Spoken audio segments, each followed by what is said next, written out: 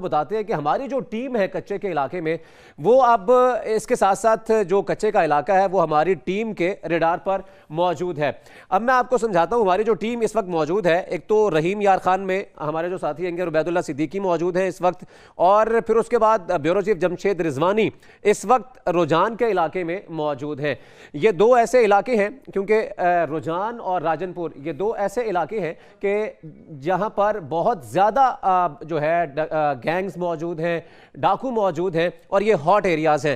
اگر ہم بات کریں دریائے سندھ کے اس طرف کے علاقے، کیونکہ یہ بیچ میں دریائے سندھ جا رہا ہے اور تقریباً یہ 25 سے 30 کلومیٹر بنتا ہے یہ، جس کے درمیان یہ سارا علاقہ ہے، اور دریائے سندھ کا جو مشرقی حصہ ہے جو کہ سندھ کا علاقہ ہے وہاں پر شکارپور، یہاں پر گینگز بہت زیادہ ہوتے ہیں، تو وہاں پر ہماری ٹیم موجود ہے، وقاص سلیم وہاں پر موجود ہے۔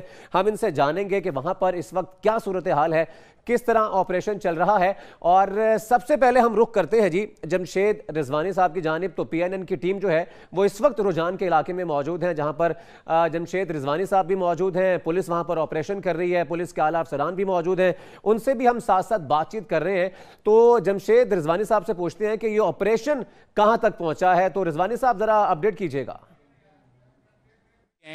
کون سے جزیرے پر رہتا ہے، وہاں پہ رسائی مشکل کیوں ہے، کون سا علاقہ ایسا ہے جہاں قانون نافذ کرنے والے اداروں نے اب تک کامیابی حاصل کی ہے، اور کون سا علاقہ ہے جہاں پہ ابھی بھی بڑا چیلنج موجود ہے۔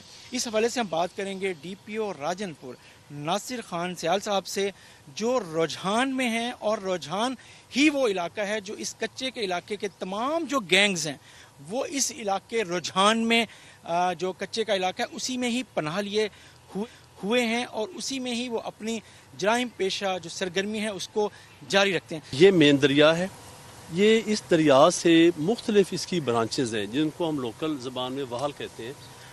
یہ مختلف برانچوں میں بہتا ہے دریا، ایک برانچ نکلی ہے اس سے آگے پھر آ جائے گی، پھر دوسری برانچ آ جائے گی۔ کم از کم آپ کو مین دریا تک پہنچنے کے لیے اگر آپ اس سائڈ سے چلتے ہیں رجان سے، تو آپ کو 4 سے 5 دریا جو ہیں وہ کراس کر کے یہ مین دریا تک آپ پہنچ سکیں گے۔ بیچ میں مختلف جگہوں پہ یہ آئیلینڈ بنے ہوئے، یہ یہاں پہ خود رو جنگل ہے، خود رو جھاڑیاں ہیں، اور جیسے کہ آپ پہلے بتا چکے ہیں کہ یہ تقریباً 20 سے 25 کلومیٹر کا ایریا ہے۔ یہاں پہ آبادی بھی ہے، لوگ رہتے بھی ہیں، فصلیں بھی کاشت کرتے ہیں، اس ایریے میں بھی فصلیں کاشت کرتے ہیں۔ یہ جو نزدیک دریا کے بالکل نزدیک آ کے جو مین دریا ہے اس کے نزدیک یہاں پہ یہ کچا کا ایریا ہے، مین دریا ان کی بیک پہ ہے، یہاں پہ یہ وال ہے۔ اسی طرح یہاں پہ ایک گینگ ہے، 3-4 گینگ یہاں پہ ہیں، لنڈ ہیں، سودانی ہیں، تلوانی ہیں، اور یہاں پہ عمرانی ہیں۔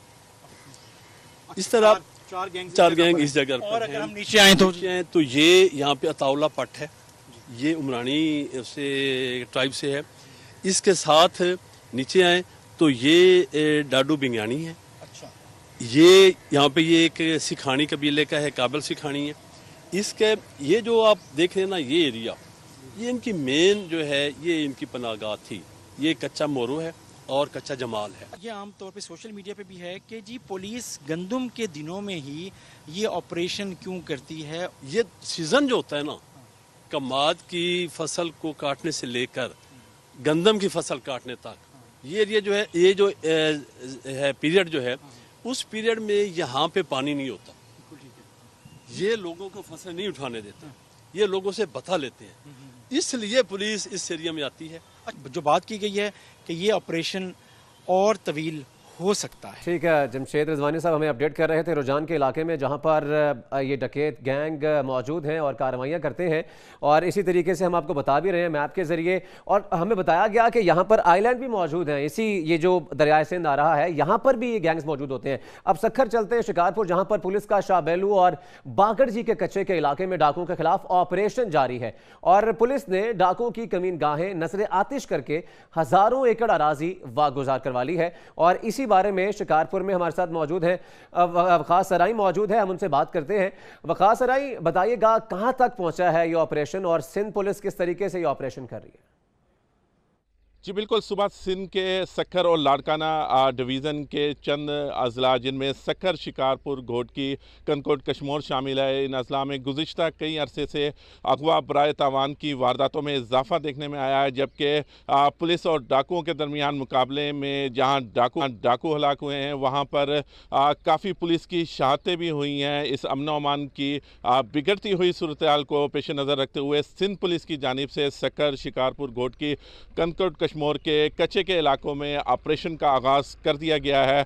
इस वक्त मैं मौजूद हूँ सक्खर के शाह बेलो कच्चे के इलाके में, जहाँ पर पुलिस का दावा है कि पुलिस ने डाकुओं की जानिब से हज़ारों एकड़ कच्चे की ज़मीन जो है वो वाजगार करवाई है, जबकि इस शाह बेलो कच्चे के इलाके में मुतअद्दिद कमीन गाहें जो डाकुओं की थी उनको नज़र आतिश कर दिया गया है। डाकुओं के मोर्चे तबाह कर दिए गए हैं और पुलिस का कहना है कि ऑपरेशन के आगाज़ में ही डाकुओं की जानिब से भी सख्त मुज़ाहमत का सामना करना पड़ रहा है। जी ठीक है, वकास सलीम हमें अपडेट कर रहे थे शिकारपुर से, जहां पर हमारी टीम मौजूद है। और दोबारा से हम चलते हैं रुझान के इलाके में। सियासत से ताल्लुक़ रखने वाले मज़ारी ख़ानदान के अफराद ने कच्चे में ऑपरेशन के दौरान हथियार डालने की ख्वाहिश रखने वालों से मुज़ाकरात का मुतालबा कर दिया। कहते हैं जो सरेंडर ना करने और उसके खिलाफ कार्रवाई होनी चाहिए। पीटीआई के सूबाई असम्बली के हल्का 297 से टिकट होल्डर सरदार खिजर हुसैन मज़ारी और साबिक तहसील नाजिम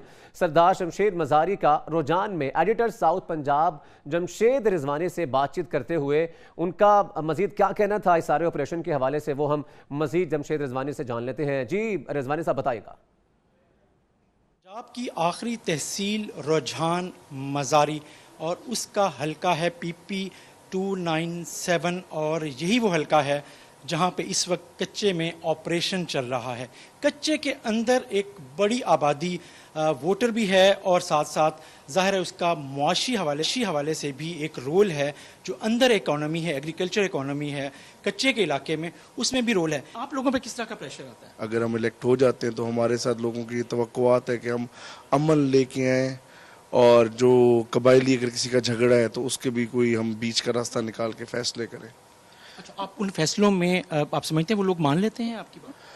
अगर कोशिश की जाए सही मानों में तो शायद हो सकती है। कुछ कहा तो नहीं जा सकता इस वक्त, ये तो जो हुक्मरान क्लास है वो ज़्यादा बता सकती है। हम लोग तो पिछला इलेक्शन लूज़ कर गए थे।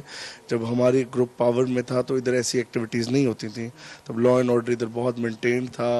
पुलिस की पेट्रोलिंग होती थी, पुलिस जाती थी अंदर और चीज़ें सिर्फ एक पूरे तहसील के अंदर एक मौज़ा था जिसके अंदर कोई प्रॉब्लम थी, लेकिन वो भी जुर्रत नहीं करते थे इस इलाके में अपने हमसायों को तंग करने की।